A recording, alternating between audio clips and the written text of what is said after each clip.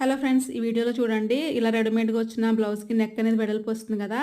అయితే షోల్డర్ పక్క నుంచి 2 ½ మార్క్ చేసుకొని, ఇలా ఎక్స్ట్రా ఉన్నదంతా ఈ విధంగా క్రాస్‌గా ఇలా మార్క్ చేసేసుకొని, ఆ మార్కింగ్ మీద స్ట్రెయిట్‌గా కుట్టు అనేది వేసేసుకోండి. ఇప్పుడు చూడండి, ఓపెన్ చేస్తే మనకి నెక్ అనేది 5 ఇంచెస్ వస్తుంది. సరిపోతుందండి. మనం లైనింగ్ 2 ½ కట్ చేస్తాం కాబట్టి.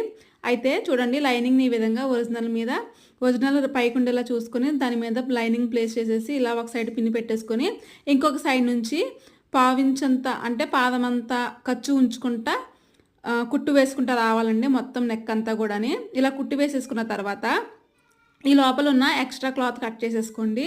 ఇలా కట్ చేసేసుకున్న తర్వాత అక్కడక్కడ టక్స్ పెట్టుకుంటా రావాలండి. అప్పుడు టక్స్ పెట్టుకుంటే మనకి రౌండ్ అనేది నీట్‌గా తిరుగుతుంది. ఇప్పుడు లైనింగ్‌ని ఈ విధంగా లోపలికి టర్న్ చేసేసి ఈ విధంగా పైన చివరికి ఎడ్జ్‌లో ఒక టాప్ స్టిచ్ అనేది వేసుకుంటూ రావాలండి. ఈ వీడియో కటింగ్ స్టిచ్చింగ్ కావాలంటే మన ఛానల్‌లో ఉంది. వెళ్ళి ఒకసారి చూడండి. నచ్చితే సబ్స్క్రైబ్ చేయండి.